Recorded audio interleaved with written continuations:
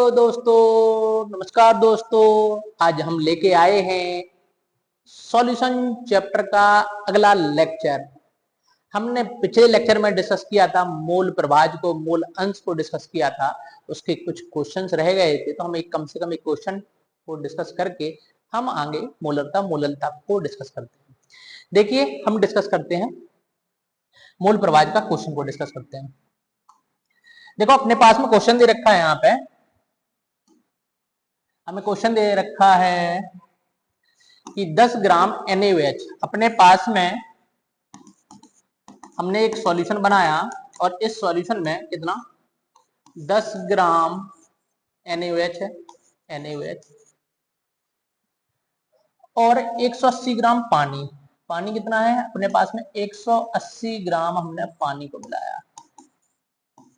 को मिलाया तो हमें इसका मोल अनुपात ज्ञात करना है। देखो कल हमने आपको बताया था कि मोल प्रभाज क्या होता है, तो हमने आपको बोला था कि जिस भी घटक का हमें मोल अंश लिखना होता है हम उसके मोलों को ऊपर रखते हैं, मतलब अवयवी घटक के मोल बटे में कुल मोलों का जो अनुपात होता है वो हमारे पास में क्या कहलाता है, मोल प्रभाज कहलाता है। ये होता है हमारे पास में।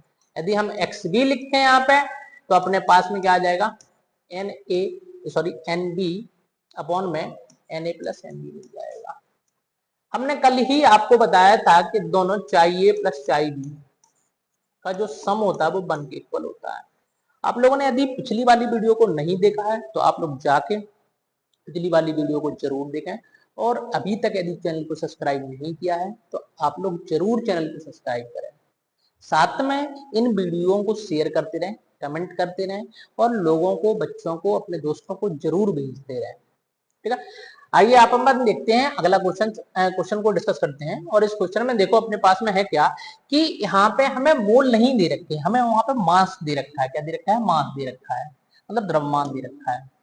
और जब भी द्रव्यमान दे रखा हो और आपको मोल प्रभाज ज्ञात करना हो तो आपको क्या करना पड़ेगा, मोल ज्ञात करना हो तो आपको पता है मोल बराबर, इसको हमने ए माना और इसको हमने क्या माना, बी माना। हमने आपको पहले भी बताया, ब्ले को हम पूरे चैप्टर में ये लेके चलेंगे। Na बराबर कितना, WA बटे में MA। आप देखें WA की वैल्यू कितनी है अपने पास में, मास दे रखा है 10, लेकिन NaOH का हमें मोलर मास कैलकुलेट करना है तो आप देखें मोलर मास कितना आएगा।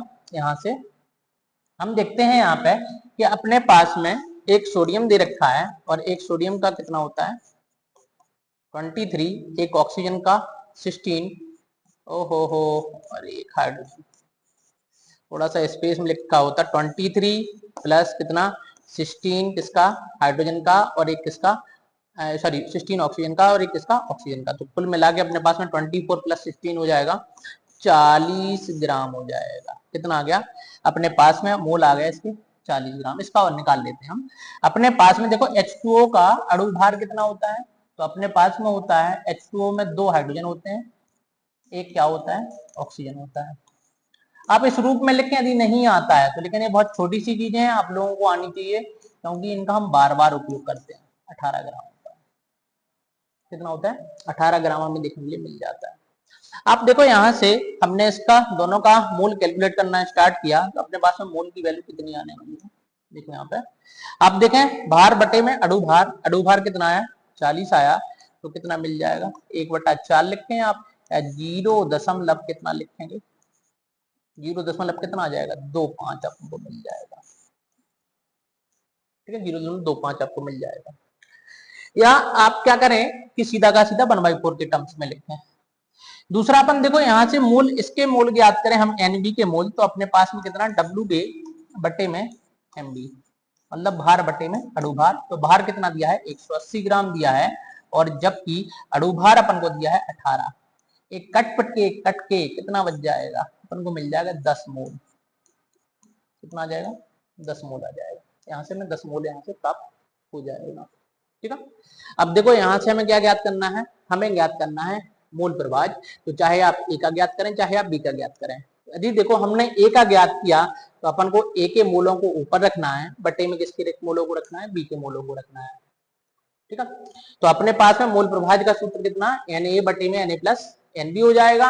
और Na का मान आप देखें कितना दिया है यहाँ पे हमें, तो हमें दिया था कितना आया अपने पास में 0.25 आया है, बटे में कितना 0.25 प्लस का कितना 10, ये आपको मिल जाएगा। यहां से देखो अपने पास में कितना आ जाएगा 0.25 बटे में आ जाएगा 10.25, ये आपको मिल जाएगा। आप यहां से पॉइंट हटाएंगे तो ऊपर कितने से गुणा हो जाएगा 100 से गुणा हो जाएगा, और जैसे ही 100 से गुणा होगा तो 25 बटे में कितना आ जाएगा 1025 आपको मिल जाएगा। ठीक है, आप 25 से काटेंगे कितना मिल जाएगा।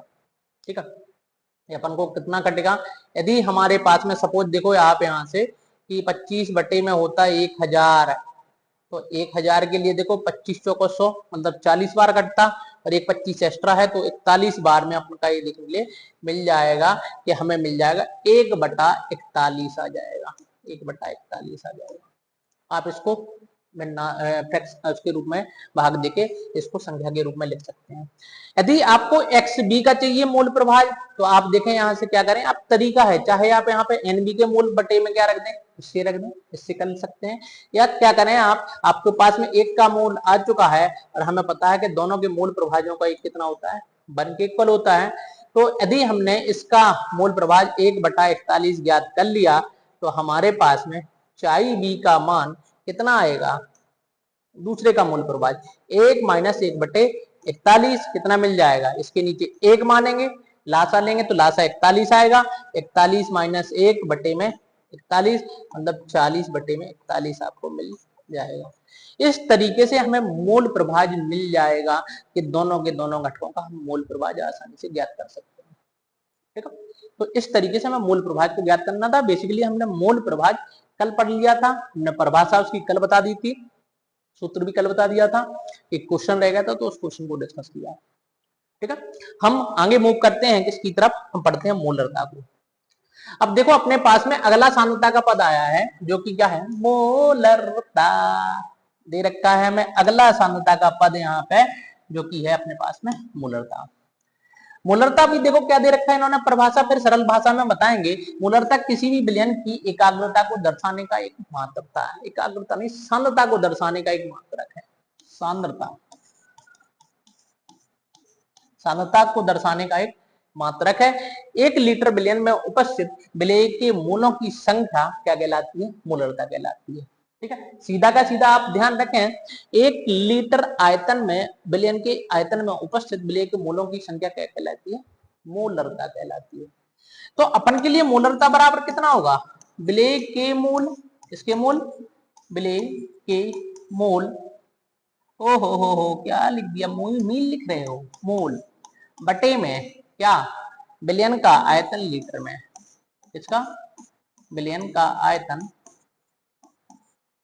लीटर में, इसमें लीटर में हम लिखेंगे, विलयन का आयतन लीटर में लिखने वाले हैं। ये हमारे पास में मोलरता दे रखी है, मतलब सीधा का सीधा बोल सकते हो कि प्रति लीटर विलयन में उपस्थित विलेय के मोलों की संख्या या 1 लीटर विलयन में उपस्थित विलेय के मोलों की संख्या को हम क्या कहते हैं, मोलरता कहते हैं। अब देखो यहां से हम किसके कैपिटल एम से निरूपित करते हैं। यदि हम इसकी इकाई की आपसे बात करें कि इकाई क्या होगी, तो देखें आप इकाई क्या होगी, इकाई क्या होगी, तो इकाई क्या होगी अपने पास में, ऊपर मोल है तो हम मोल को मोल के ही पदों में पढ़ते हैं, मोल बटे में विलयन का आयतन किस में रखते हैं हम, लीटर में रखते हैं, ये लीटर में है तो मोल प्रति लीटर, या दूसरी इकाई जो होती है उसको हम बोलते हैं मोलर, क्या मोलर। तो हमारे पास में 2 इकाइयां चलती हैं, मोलर और मोल प्रति लीटर, 2 इकाइयां अपन को देखने के लिए मिल जाती हैं। अब देखो यहाँ पे है क्या, हम इसको थोड़ा सा और व्यवस्थित लिखते हैं। हमें पता है मोल के लिए हम एन लिखते हैं और विलयन का आयतन तो हमने किस में रखा, लीटर में रखा। ठीक है, अब आपको पता है मोल बराबर कितना होता है, मोल बराबर होता है भार बटे में अणु भार, किसका, भार भी विलेय का, अणु भार भी विलेय का। आप देखते हैं यहाँ पे हमने रखा है यहाँ पे कि भार बटे में अणु भार, बटे में हमें जो विलयन मिलता है यहाँ पे वो ml में मिलता है, मिलीलीटर में मिलता है। क्यों, क्योंकि हमारे पास में जो केमिस्ट्री लैब के अंदर उपकरण होते हैं वो छोटे छोटे से चिन्नुक चिन्नुक से उपकरण होते हैं, और इन उपकरणों में हम सब आयतन जो लेते हैं वो ml में लेते हैं। इसीलिए हमें अधिकतर केस में जो आयतन दिया होता है क्वेश्चनों के अंदर वो ml में दिया होता है, इसीलिए हमें से ml में परिवर्तित कर रहे हैं। तो हमने यहाँ पे लिखा कि हमें ml में रख देना दिया है लेकिन लीटर में परिवर्तित करना है, तो हम 1000 से हम भाग दे देंगे। किससे भाग दे देंगे? 1000 से भाग दे देंगे। आप देखें यहाँ पे इसको हमने m डैश से निरूपित किया क्योंकि मोलरता और m अणु भार दोनों सेम हो जाएंगे आपका। हमारे पास में नया व्यवस्थित फॉर्मूला आ जाएगा m डैश इंटू बी, और यहाँ पे कितना आ गया? 1000 आपको दिख लिया, मिल गया। इस तरीके से हम इसको आसानी से बता सकते हैं। आप देखो अपने पास में जो सारी चीजें मिली हैं, यहाँ पे हमारे पास में क्या है? अपने पास में W दे रखा है, ये क्या है? बिले का भार है। क्या है? बिले का भार। इसमें ग्राम में ध्यान रखना, ग्राम में। अरे सुंदर सुंदर लिखते हैं, रंगीन बनाते हैं।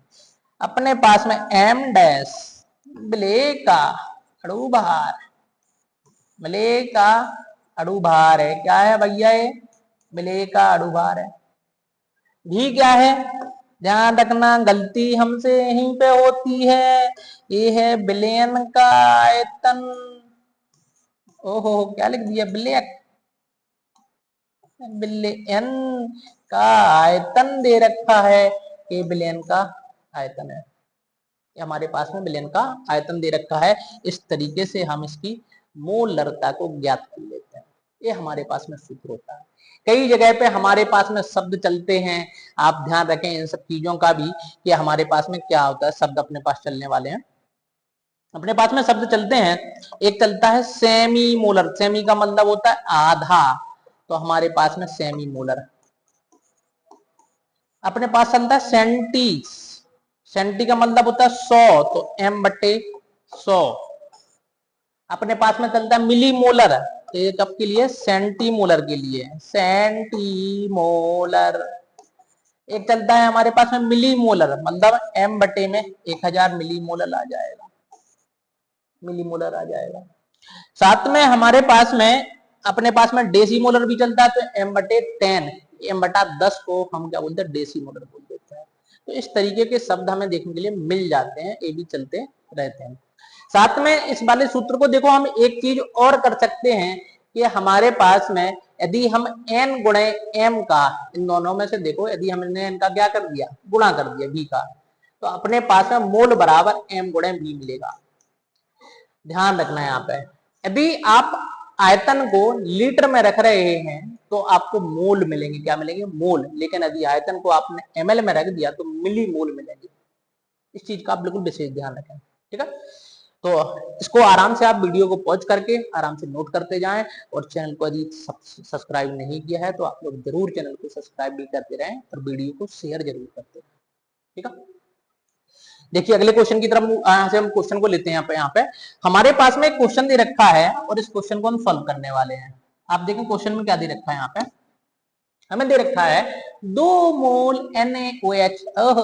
सफेदी ले लिया, सफेदी था, सफेदी सफेदी दिखने लगी।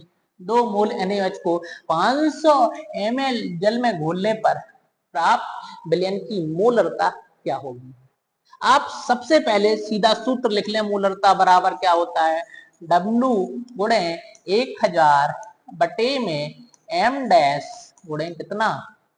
भी आयतन विलयन का। देखो अपने पास में दिया क्या क्या है, तो हमारे पास में उतने की जरूरत ही नहीं है। सीधा का सीधा उसने मोल दिया है, तो विलय के मोल बटे में विलयन का आयतन लीटर में। लेकिन आपको यहाँ पे भी किसमें दे रखा है? 500 ml दे रखा है, तो आप लीटर में परिवर्तित करें तो 500 बटे में क्या करेंगे? 1000 करेंगे, मतलब 1/2 0.5 लीटर आपको मिल जाएगा, ये मिल जाएगा। देखो क्वेश्चन में सीधा का सीधा मोल दिया है, तो मोल दिया है तो 2 बटे में क्या करना है? आपको 0.5 करना है, तो आपको यहाँ से ये भाग देंगे तो 20 बन जाएगा, 5 का 20, तो ये 4 मोलर हमें आंसर देखने के लिए मिल जाएगा। कितना आ जाएगा? 4 मोलर आंसर देखने के लिए मिल जाएगा। ये पुराने सालों में बोर्ड के आए हुए क्वेश्चन हैं, आपको कच्चे पच्चे क्वेश्चन ही आते हैं, इसीलिए आपको परेशान होने की जरूरत नहीं है कि जो आपको करवाया जा रहा है ये आपके लिए काफी पर्याप्त डेटा है। ठीक है। इसके बाद भी हम कुछ क्वेश्चंस आपको देंगे, बढ़िया बढ़िया क्वेश्चन देंगे, एक्सरसाइज को भी सॉल्व करेंगे, एनसीईआरटी की बढ़िया तरीके के क्वेश्चन भी हम आपको एक्सरसाइज की बुक के रूप में प्रैक्टिस क्वेश्चन के बीच में देंगे हम आपको। आगे की तरफ चलिए, आगे की तरफ हम देखते हैं केमिस्ट्री मैगजीन नाम से हमारा टेलीग्राम के ऐप भी है, तो उसको भी आप क्या करें, सब्सक्राइब करें, वहां हम क्वेश्चन वगैरह डालते रहेंगे आपको। देखिए अगले क्वेश्चन की तरफ चलते हैं हम। तो हमने देखा यदि 0.5 मोल Na2CO3 को 250 ml जल में घोला जाए तो प्राप्त विलयन की मोलरता। अरे भैया बकवास क्वेश्चन फिर से दे दिया यार, ओहो कैसे हमने सेट कर लिया ये। अपने पास में विलय के मोल बटे में विलयन का आयतन जल्दी जल्दी में हो गया, कोई दिक्कत वाली बात नहीं। अपने पास में 0.5 मोल दे रखे हैं, मतलब एन की वैल्यू हमें सीधा डायरेक्ट दे रहा है। हम सोच रहे हैं कि एक आध में एन की वैल्यू हम निकालें, लेकिन क्वेश्चन बच्चा क्वेश्चन रख दिया, इसके कारण दिमाग खराब और हो गया। अरे सर दिमाग खराब मत कीजिए, हमसे तो यही नहीं हो रहा है। अरे हो रहा होगा, ऐसा नहीं है, बच्चे इंटेलिजेंट बच्चे हैं, आपसे नहीं हो रहा कोई बात नहीं, अब हो जाएगा। 1/4 मिल जाएगा, 0. आपको 2.5 मिल जाएगा। ओहो का इतना गंदा कर रहे हो। अपने पास में पहुंचा है ना, डिजिटल पहुंचा, तो हम आसानी से इसको हम ज्ञात कर सकते हैं। हमारे पास में इतना मिल गया यार, 250/1000 भी लिख सकते हो, आपको जो अच्छा लगे आप उस तरीके से करें। आप देखें मोलरता बराबर विलय के मोल 0.5 दिए हैं, आयतन अपने पास में आया 0.25 लीटर आया, कट के कितना हो जाएगा 2 इकाई मोलर। या कैपिटल एम बना देगा या क्या बना देगा, मोलर बना देगा। काफी बच्चा क्वेश्चन दे रखा है, सरल सा क्वेश्चन दे रखा है, इसीलिए आप लोग बिल्कुल भी परेशान ना हो, क्वेश्चन को ट्राई करते जाए। ठीक है, आगे क्वेश्चन की तरफ बढ़ते हैं हम। देखिए अपने पास में क्या दे रखा है, अरे उसे डायरेक्ट क्वेश्चन मोल मोल मोल। देखिए अपने पास में दे रखा है 1.5 मोल H2SO4 को कितने ml जल में घोला जाए कि मोलरता 3 मोलर हो जाए। अब की बार देखो क्वेश्चन में कुछ अलग ही ट्विस्ट दे रखा है। हमें ml में आयतन पूछा है, इसमें पूछा है ml में आयतन पूछ लिया है। तो आप देखें क्या है, हमें पता है जब हम ml में आयतन रखते हैं तो क्या करना पड़ता है, क्या करना पड़ता है भाई साहब, हम देखते हैं मोलरता बराबर होता है विलय के मोल बटे में विलयन का आयतन किसमें, लीटर में। लेकिन हम चाहते हैं किसमें रखें, ml में रखें।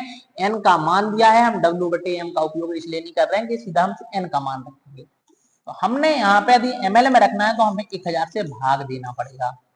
किससे भाग देना पड़ेगा, 1000 से भाग देना पड़ेगा। मतलब हमारे लिए ये जो सूत्र बन जाएगा, ये जो 1000 है वो ऊपर पहुंच जाएगा, बटे में भी हो जाएगा। ठीक है, क्लियर क्लियर है ना ये वाली बात, अब क्लियर होगी।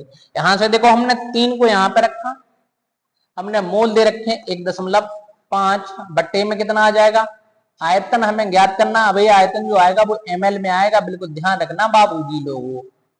ठीक है, हमें चाहिए भी का मान, तो हम भी को इधर भेज देते, 3 को इधर भेज देते हैं, तो हमारे पास में भी बराबर मिल जाएगा 1.5/3 गुणे 1000। अरे भाई क्यों मिट मिट जा रहे हो, ये मिल जाएगा आपको। एक कैंसिल आउट हो जाएगा, 2 बार 2 से कट जाएगा, आपको मिल जाएगा 500 ml। ये हमें 500 ml आयतन देखने के लिए मिल जाएगा कि यहाँ पे हमारे पास 500 ml आ जाएगा। ये आयतन का मान हमने ml में क्या कर लिया, ज्ञात कर लिया। आसानी से हम ml में आसानी से ज्ञात कर सकते हैं। ठीक है, आगे देखिए हमारे पास में अगला सांद्रता का पद आया जो कि क्या है, मोललता दे रखा है। और मोललता को हम आगे देखते हैं कि हमारे पास में मोललता क्या है। तो इसमें देखो इसकी परिभाषा क्या होती है, अंतर बस थोड़ा सा है। अंतर कितना थोड़ा सा है, यहाँ पे जो हम 1 मोल विलय के घोल रहे थे वो 1 किलोग्राम विलायक में घोलने वाले हैं। किसमें घोलने वाले हैं, मतलब लिखेंगे 1 किलोग्राम विलायक में उपस्थित विलय के मोलों की संख्या क्या कहलाती है, मोललता कहलाती है। मोलरता और मोललता में बहुत छोटा सा अंतर है। जैसा लिखने में ला और रा का अंतर है, वैसे ही यहाँ पे भी केवल और केवल वहां पे विलयन का आयतन चल रहा था, बटे में एक इकलौता पद है जिसके नीचे विलायक आता है। बाकी सारे सांद्रता के पदों में बिलियन आता है। ध्यान रखना बिल्कुल भाई साहब लोगों, इस चीज को बिल्कुल आप गांठ बांध के लिख लें कि यहाँ पे क्या चलने वाला है, विलायक चलने वाला है। मतलब सीधा 1 किलोग्राम विलायक में उपस्थित विलेय के मूलों की संख्या क्या कहलाती है, मोललता। हम इसे स्मॉल छोटकी एम से हम रिप्रेजेंट करते हैं, हम छोटे एम से निरूपित करते हैं। हमने छोटे एम से निरूपित कर दिया। आप लोग वीडियो को पॉज करते करते आराम से लिखते रहें, ऐसा नहीं कि आप लिखें ही ना। विलेय के मोल बटे में क्या, विलायक का भार किसमें, किलोग्राम में। किसमें, किलोग्राम के अंदर रखना है आपको। आप देखें यहाँ पे हम विलेय के मूलों को क्या रखने वाले हैं, हम यहाँ पे हमने विलेय के मूलों को रखा क्या, रखा W बटे में M, भार बटे में रू भार रखा। लेकिन विलायक का भार को हमने कैपिटल W लिया, बड़ा W लिया। कुछ लोग W या W भी लेके चल देते हैं, तो ध्यान रखना हमने छोटा W बड़े W से हम निरूपित करते हैं। यहाँ पे हमें चाहिए विलायक का भार किसमें, लेकिन उसे चाहिए अपन को किलोग्राम में। लेकिन क्या हमने आपको फिर बताया है, केमिस्ट्री लैब के अंदर हम बहुत छोटे छोटे से भारों को मापते हैं, तो हमें सारे भार ग्राम में मिलते हैं अधिकतर। तो जब हमें ग्राम में क्वेश्चन में दिया होगा तो लेकिन परिवर्तित करना है आपको किलोग्राम में, तो 1000 से आपको भाग देना पड़ेगा। मतलब हमारे पास में जो मोललता का सूत्र आएगा वो आएगा W बटे में कैपिटल M, किसका, विलेय का। ये भी किसका, विलेय का। ध्यान रखना W विलायक और ऊपर कितना पहुंच जाएगा, 1000 पहुंच जाएगा। इकाई क्या हो जाएगी, इकाई, इकाई क्या हो जाएगी आपके लिए, इकाई मिलेगी हमें यहाँ पे। तो क्या, मोल प्रति किलोग्राम क्या मिलने वाली है, मोल प्रति किलोग्राम आपको इकाई मिलने वाली है, मोल प्रति किलोग्राम, जिसको हम क्या बोलते हैं, हम बोलते हैं मोलल। क्या बोलते हैं, मोलल। हम यहाँ से बोलने वाले हैं कि हमारी इकाई क्या है, मोलल या मोल प्रति किलोग्राम आपको मिलने वाली है। आपको पता है W, छोटा W क्या है, छोटा W और क्या है, अरे छोटा W विलेय का भार है। किसमें रखना है, विलेय का भार।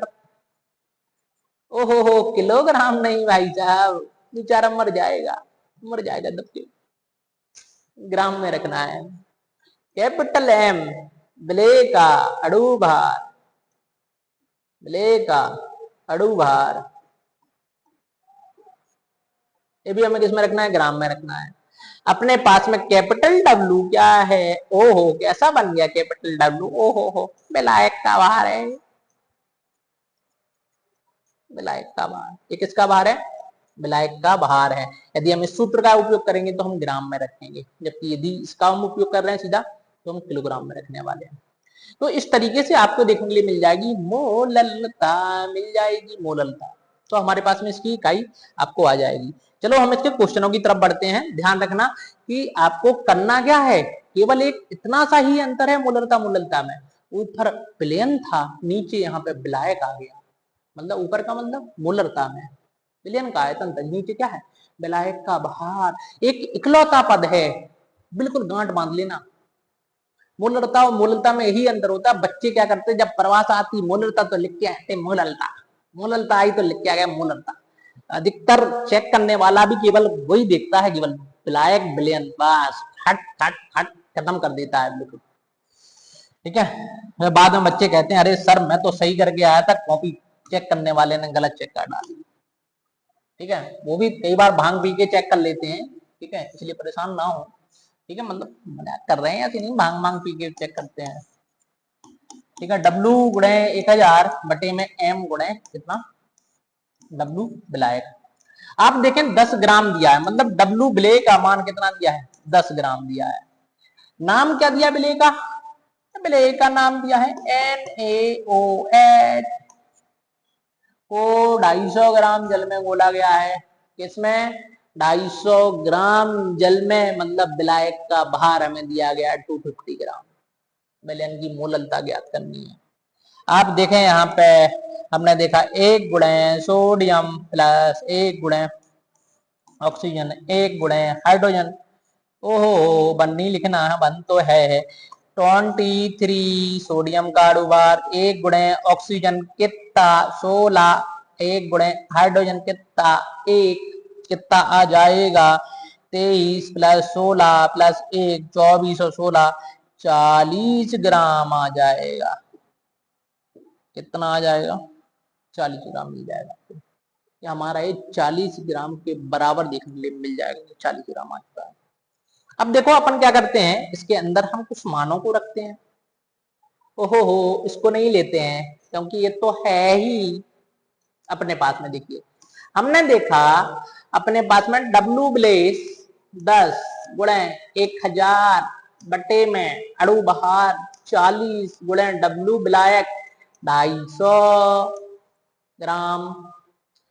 एक कट जाएगा 4 बार, एक कट जाएगा 4 बार, 4 से 4 कट जाएगा, एक बार बेचारा कुछ नहीं बचा, सब कुछ मार डाला काट डाला। तो हमारे पास में 1 मोलल आंसर आपको मिल जाएगा। कितना मिल जाएगा 1 मोलल हमारे पास में यहाँ पे आंसर आ जाएगा। तो अपने पास में इकाई मोल प्रति किलोग्राम, तो 1 मोलल आपको आंसर मिल जाएगा। 1 मोल प्रति केजी आपको आंसर देखने मिल जाएगा।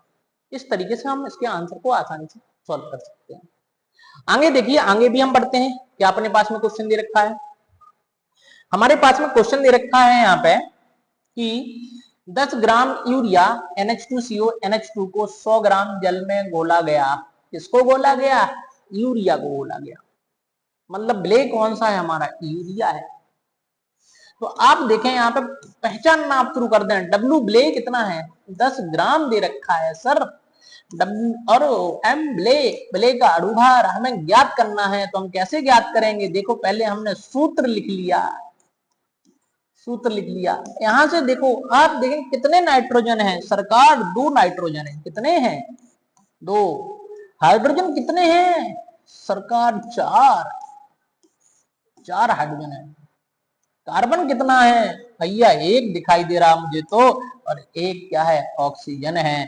देखते हैं हम रखते हैं, क्या रखते हैं, इनके भारों को रखते हैं, क्या रखते हैं और क्या से यहाँ पे रखने के लिए चल रहा है। यहाँ पे हम पढ़ाई कर रहे हैं, कुछ और थोड़ी ना कर रहे हैं कि कुछ भी रख दें। यहाँ पे 12 1 गुणे 16 16 12 कितना बताओ 28 28 और 4 28 4 32 और 32 और 28 ओ हो 32 और 28 ये हो गया 60 ग्राम हो गया।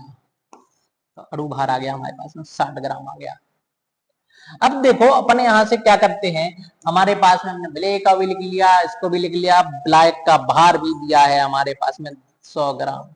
कोई बात नहीं, हम फॉर्मूला संपल वाला उपयोग करने वाले हैं, सीधा का सीधा, तो उसमें ही हम रख देंगे। हमारे पास में सूत्र है ए डब्ल्यू गुणे 1000 बटे में एम गुणे डब्ल्यू ब्लैक। ओ नहीं गुड़कू नहीं बनानी है, बड़ा है। तो देखो कितना मिलेगा आपको यहाँ पे, कितना मिलने वाला है, कितना मिलने वाला है। डब्लू ब्ले 10 दे रखा है, गुणे कितना 1000 बटे में अणु भार 60, डब्लू बिलायत 100 दे रखा है। कट जाएगा, खत्म खत्म 6 बार अपन को मिला 10/6, 10/6 मिला तो कितना 6 कम 6 बच्चा 4 हो गया 40, 6 चौको 24, 6 पंचे 30, 6 36। ये आपको मिल जाएगा 1.66, 7 भी लिख सकते हो। आपको इकाई ध्यान रखना, मोलर नहीं मोलल। क्या मोलल, गधा घोड़ा हाथी आम से जरूर लिखते हैं इसके पीछे इकाई, नहीं तो पता नहीं चलेगा गधे है कि घोड़े हैं कि क्या है। तो 1.6 क्या आया है, क्या आया है, इकाई आपको लिखनी है मोल प्रति किलोग्राम। ये हमारे पास में है।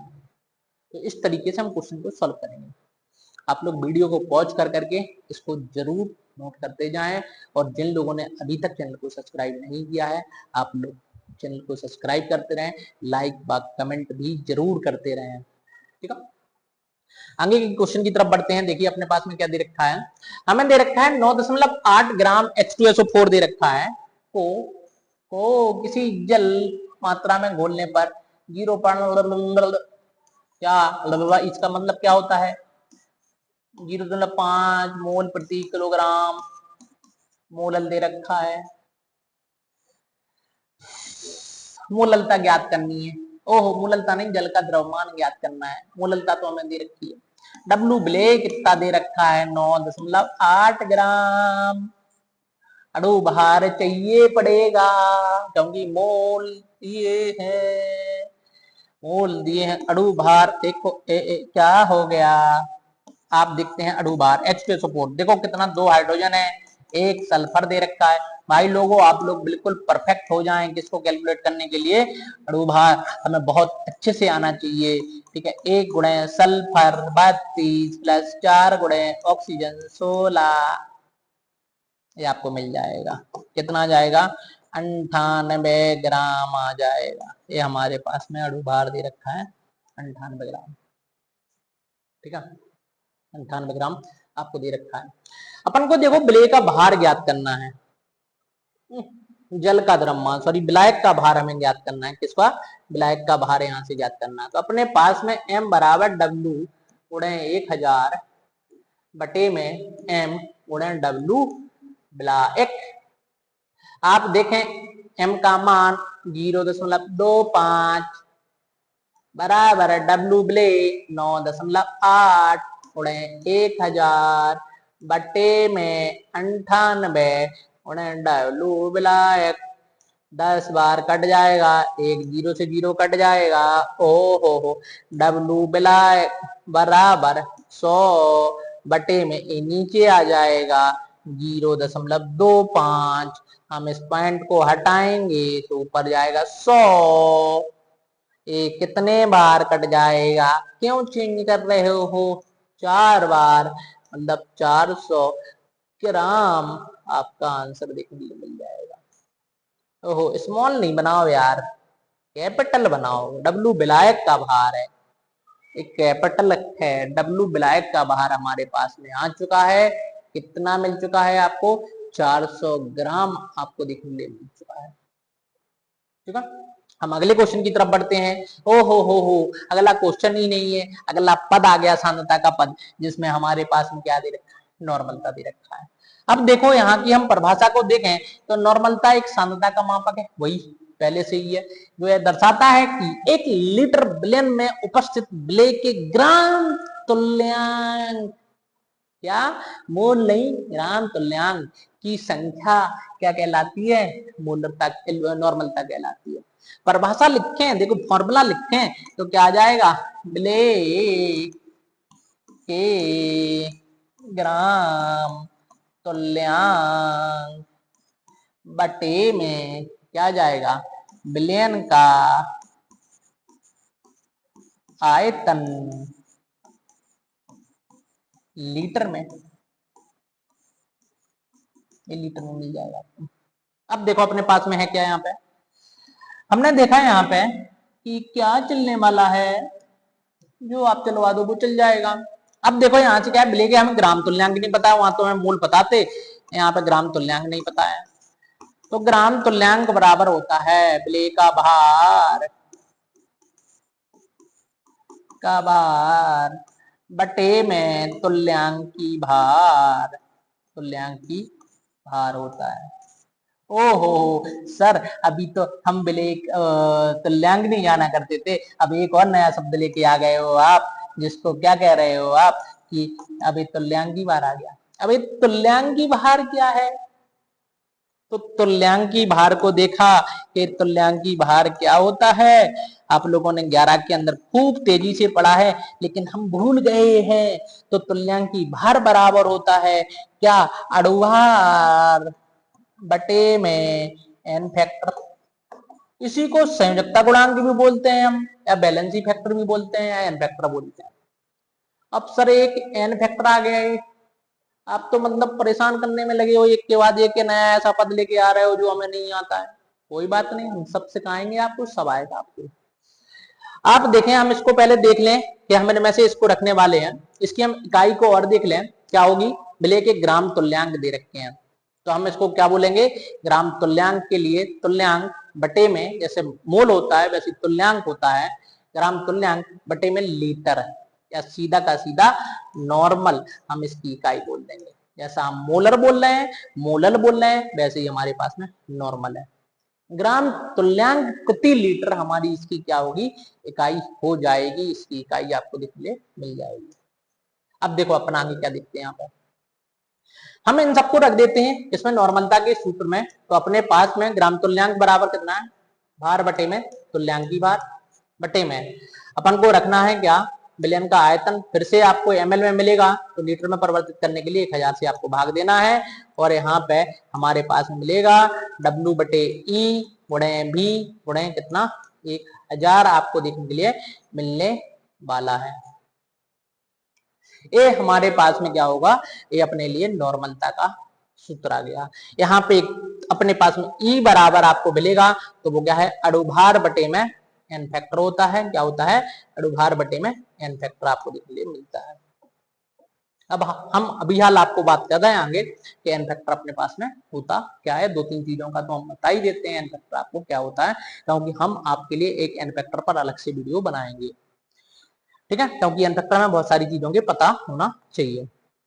आप पहले क्वेश्चन को डिस्कस कर लें, उसके बाद हम आपको बताएंगे कि एन फैक्टर अपने पास में क्या क्या होते हैं। यहां से देखो अपने पास में डब्ल्यू बिले कितना दिया है आपको, 49 ग्राम दिया है। सर पहले क्वेश्चन पढ़ तो लो, करना सॉल्व कर देते। अरे भाई सॉरी सॉरी सॉरी, गुस्सा मत हो, अपन पढ़ लेते हैं। अपने पास में दी रखा है 49 ग्राम H2SO4 को 1 लीटर जल में घोलने पर विलयन की नॉर्मलता।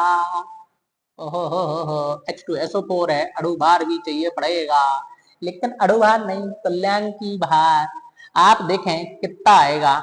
अभी हाल हमने कैलकुलेट किया था, लेकिन हम तो सब भूल गए हैं। हम तो ऐसे ही बच्चे हैं कि तुरंत के तुरंत भूल जाते हैं, तो फिर से हम कैलकुलेट कर लेते हैं। कोई बात नहीं, आप भूलो, जितनी बार भूलोगे हम उतनी बार आपको बताएंगे।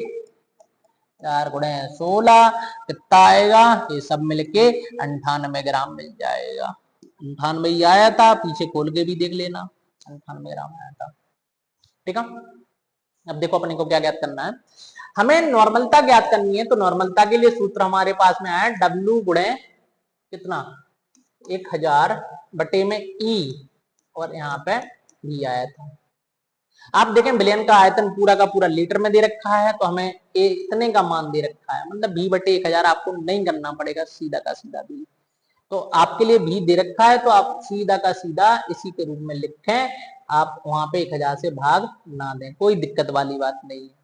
ध्यान देना, नहीं तो पता चले कि हमने सूत्र बनाया आपके लिए उसके लिए और आप फिर से 1000 से गुणा करवा दें, कुछ गलत हो जाएगा भाई साहब, ध्यान रखना इस चीज का। लीटर में दिया है आपको। आप देखें हमारे पास में अब एक शब्द आया ई का मान, तो हमारे पास में ई बराबर होता है अपने पास में अणुभार बटे में एन फैक्टर, और H2SO4 का जो एन फैक्टर होता है वो हमारे पास में 2 मिलता है। कैसे, किसी भी अम्ल का एन फैक्टर वो होता है जो कितने H प्लस आयनों को त्याग करता है, 2H plus plus SO4 2 minus आपको देखने मिल रहा है। एन फैक्टर का मान यहाँ पे 2 है, तो आपके लिए तुल्यांकी भार कितना आ जाएगा 98 बटे में 2 कितना 49 आपको मिल जाएगा। कितना आ जाएगा 49 आपको मिल जाएगा। तो आप देखें भार हमें दिया है 49 ग्राम, और तुल्यांकी भार भी आया 49 ग्राम, और आयतन अपने को दे रखा है एक, कटपट के सब कुछ एक हो गया। एक नॉर्मल, ओहो नॉर्मल नॉर्मल, मोलल नहीं, गधे गधे, नॉर्मल। एक नॉर्मल हमें इसका क्या मिल जाएगा, आंसर मिल जाएगा। अब चलो हम थोड़ी सी एन फैक्टर की बात कर लेते हैं कि अपने पास में एन फैक्टर होता क्या है। देखो यहाँ पे हमने देखा है एन फैक्टर किसी अम्ल के लिए अलग अलग के लिए अलग अलग होता है, तो थोड़ा सा ध्यान देखना। हम बात कर रहे हैं सबसे पहले किसके लिए, अम्ल के लिए। तो अम्ल में एन फैक्टर वो होता है कि कोई भी अम्ल कितने H प्लस आयनों का त्याग करता है।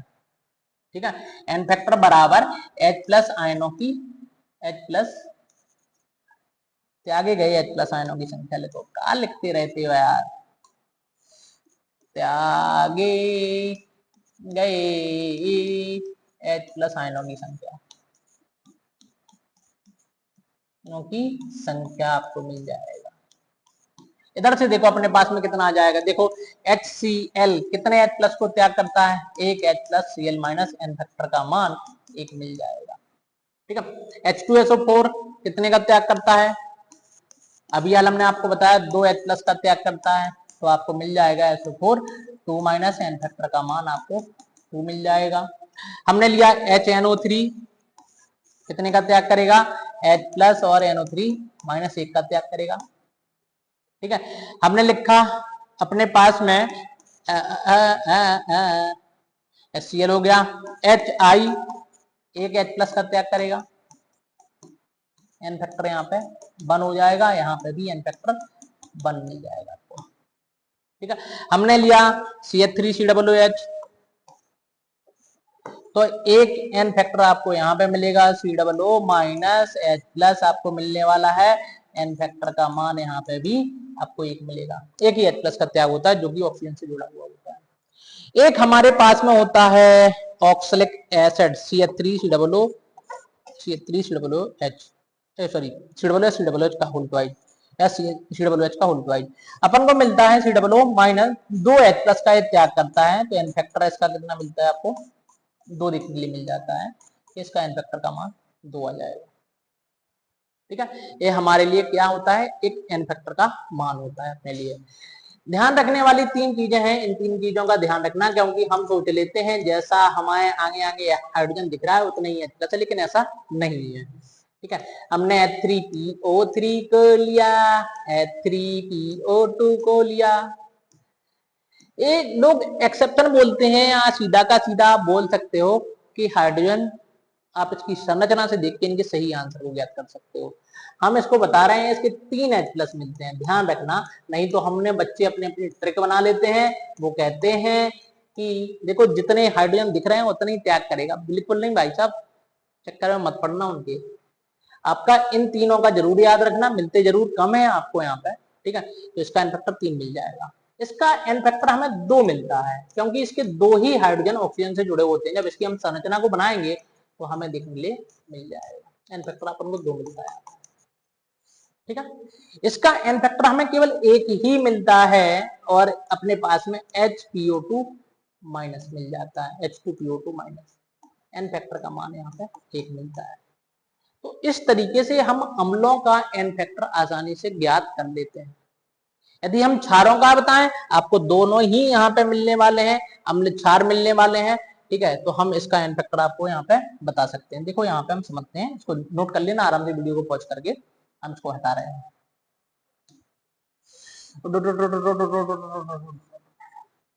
क्योंकि आगे हमने स्लाइड नहीं थी, बनी नहीं है, तो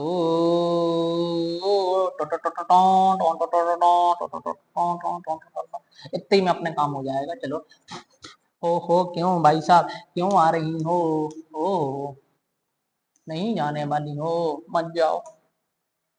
क्षार में यदि हम देखें तो किसी क्षार का एन फैक्टर वही होता है कि त्यागे गए OH माइनस आयनों की संख्या, कितने OH माइनस आयन त्यागे जा रहे हैं। जैसे हमने देखा NaOH की बात की, तो हमारे पास में एक OH माइनस मिल जाएगा, एन फैक्टर का मान 1 आ जाएगा, एक OH का त्याग कर रहा है। MgOH का होल ट्वाइस कितना त्याग करेगा, ये 2 करेगा, इसीलिए एन फैक्टर का मान हमें 2 मिल जाएगा। अरे यार बार बार हट जाता, हमने लिखा AlOH का होल थ्राइस, आपको एन फैक्टर यहाँ पे मिल जाएगा, एन फैक्टर आपको 3 मिल जाएगा। हमने लिखा जिंक हाइड्रोक्साइड, तो अपने पास में कितना त्याग करेगा, ये आपको 2 त्याग करेगा, Zn2 प्लस और 2OH माइनस मिल जाएगा, एन फैक्टर का मान आपको 2 मिल जाएगा। ठीक है, ये आपको देखने लिए मिल जाएगा, एन फैक्टर का मान 2 आ जाएगा। यदि हम देखें इसका, यदि हम कैल्शियम हाइड्रोक्साइड, मतलब किसी भी क्षार का एन फैक्टर वही होगा कि जो कितने H प्लस आयनों को त्याग कर रहा है, ध्यान रखना, तो Ca2 प्लस और 2H माइनस मिल जाएगा, एन फैक्टर का मान आपको 2 आ जाएगा। ठीक है। आपको एक चीज ध्यान रखने वाली है, इस चीज का आप बिल्कुल ध्यान रखना कि हमें कुछ इस तरीके से दे रखा है BOH का होल थ्राइस, और हमसे पूछते हैं एन फैक्टर कितना है, तो हम सोचते हैं अरे भैया 3 OH माइनस दिख रहे हैं तो 3 एन फैक्टर मिल जाएगा इसका। लेकिन ये भाई साहब गलत है, गलत है, क्योंकि ये क्या दे रखा है हमें, हमें दे रखा है HbO3, बोरिक अम्ल मिल रहा है, बोरिक एसिड मिल रहा है, ये क्षार नहीं है, अम्ल है। ये पागल बनाने के लिए हमें यहाँ से लिख दिया है। तो इस तरीके का हमने आज इन सारे पदों को हमने डिस्कस किया, बाकी की चीजों को हम डिस्कस करेंगे अगले लेक्चर में। लेकिन यदि तक आप लोगों ने अभी तक चैनल को सब्सक्राइब नहीं किया है तो आप जरूर चैनल को सब्सक्राइब करें, वीडियो को शेयर कमेंट करके जरूर जाएं कि सर हमने पूरा वीडियो देखा है। ठीक है, थैंक यू बच्चों, थैंक यू।